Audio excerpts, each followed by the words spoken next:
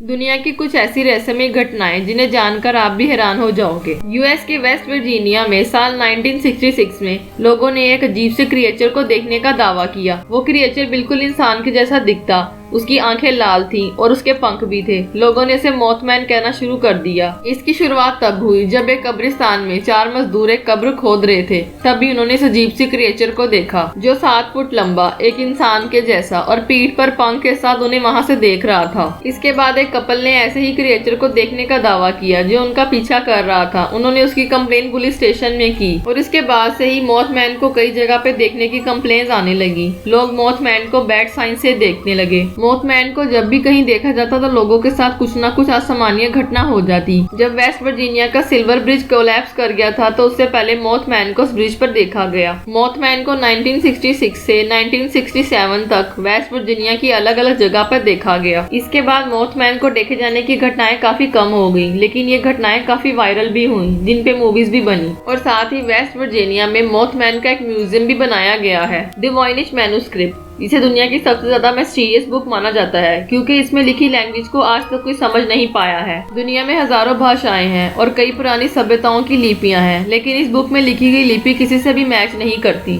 लेकिन जब इस बुक की कार्बन डेटिंग की गई तो पता चला कि इस बुक को 15th सेंचुरी में लिखा गया होगा। लेकिन इस बुक को किसने लिखा और इसमें क्या लिखा ये किसी को आज तक पता नहीं चल पाया। दुनिया के ग्रेटेस्ट क्रिप्टोग्राफर भी इस बुक की भाषा को डिकोड नहीं कर पाए। बहुत से लोग इसे आउट ऑफ द वर्ल्ड मानते हैं। शायद ये बुक इस दुनिया की हो ही ना। इसमें ऐसे पौधों की ड्राइंग्स मिली हैं जो अर्थ पर नहीं पाए जाते। साथ ही इस बुक में ह्यूमन बॉडी के स्ट्रक्चर को भी बनाया गया है और इसे एक अननोन लैंग्वेज में डिस्क्राइब भी किया गया है। आज ये बुक अमेरिका की येल यूनिवर्सिटी की लाइब्रेरी में रखी गई है। इतिहास में कई युद्ध लड़े गए हैं, लेकिन इतिहास के पन्नों में एक ऐसा वॉर भी मौजूद है जिसे काफी अजीब माना जाता है क्योंकि ये युद्ध ऑस्ट्रेलियाई सैनिकों ने जानवरों के साथ लड़ा था। और आपको ये जानकर हैरानगी होगी कि इस वार को जानवरों ने ही जीत लिया था। असल में फर्स्ट वर्ल्ड वॉर खत्म होने के बाद ईयर 1932 में ऑस्ट्रेलिया के सोल्जर रिटायर्ड होकर फार्मिंग करने लगे। वहाँ की गवर्नमेंट ने इन रिटायर्ड सोल्जर्स को वेस्टर्न ऑस्ट्रेलिया में लैंड एलोकेट किया जहाँ पे वो अपनी फार्मिंग करने लगे। लेकिन शुतुरमुर्ग जैसे दिखने वाले पक्षी जो ज्यादातर ऑस्ट्रेलिया में ही पाए जाते हैं, उन्होंने किसानों की फसलों पर हमला करना शुरू कर दिया और उनको अनाजों को खाना शुरू कर दिया।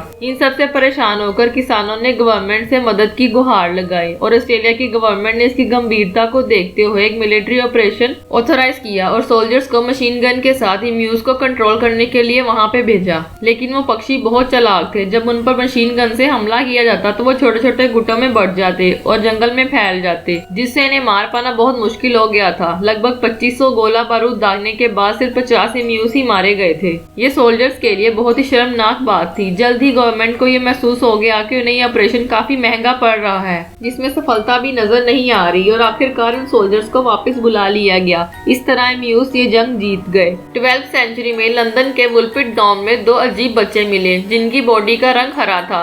गांव वालों को बच्चे काफी डरे हुए लग रहे थे। वो ऐसी भाषा बोल रहे थे जो समझ नहीं आ रही थी। गांव वालों ने उन बच्चों को अपने साथ ही रख लिया। धीरे धीरे उनकी बॉडी का कलर भी आम इंसानों जैसा हो गया, लेकिन उनमें से लड़के की तबीयत खराब हो गई और उसकी मृत्यु हो गई। लेकिन लड़की सरवाइव कर गई। उस लड़की ने इंग्लिश भाषा भी सीख ली। उस लड़की ने बताया कि वो दोनों भाई बहन थे जो ऐसी जगह से आए थे जहाँ पे कभी भी सूरज नहीं उगता। वो दोनों रास्ता भटक गए थे और गलती से वुलपिट गांव में आ गए। बहुत से लोग इस घटना को मन घड़त मानते हैं, लेकिन बहुत से लोग इसे सच्ची घटना भी मानते हैं। साल 1959 में 9 हाइकर्स का एक ग्रुप रशिया के यूरल माउंटेन पे हाइकिंग करने जाते हैं। इन हाइकर्स ने पहले भी कई बार ऐसे बर्फीले पहाड़ों पर हाइकिंग की थी। उन्हें हाइकिंग का काफी अच्छा एक्सपीरियंस था। सेफ्टी पर्पस की वजह से उन्होंने अपनी फैमिलीज को बता रखा था कि वो 12 फरवरी को वापस आ जाएंगे, लेकिन उन्हें गए 15 दिन बीत गए और वो वापस नहीं आए और ना ही उनका कोई मैसेज आया। उनकी फैमिलीज ने जब कंप्लेन की तो उन्हें ढूंढने के लिए तुरंत सर्च ऑपरेशन शुरू किया गया और काफी दिन की छानबीन के बाद उन्हें एक जगह पे उनका कैंप दिखा जिसे डेथ माउंटेन के नाम से जाना जाता है। उनका कैंप काफी डैमेज कंडीशन में पाया गया था, जैसे अंदर से कैंप को फाड़कर लोग बाहर निकले थे। उस कैंप के आसपास कई फुटप्रिंट्स भी मिले जिनका पीछा करके इन्वेस्टिगेटर्स उनकी बॉडीज तक पहुंचे और वहां जाकर देखा कि वो सारे हाइकर्स मारे जा चुके हैं। अब तक देख के यही लग रहा था कि इन पर किसी जानवर ने अटैक किया है, लेकिन ऐसा बिल्कुल भी नहीं था। उनके कैंप के आसपास सिर्फ उन 9 हाइकर्स के पाँव के निशान थे। किसी जानवर या किसी और इंसान के पैरों के निशान बिल्कुल भी नहीं मिले। उनकी बॉडीज में ऐसे बुरे इंटरनल डैमेजेस थे जो बाहर से बिल्कुल भी नहीं दिख रहे थे। किसी के सर की हड्डी टूटी थी तो किसी के चेस्ट की।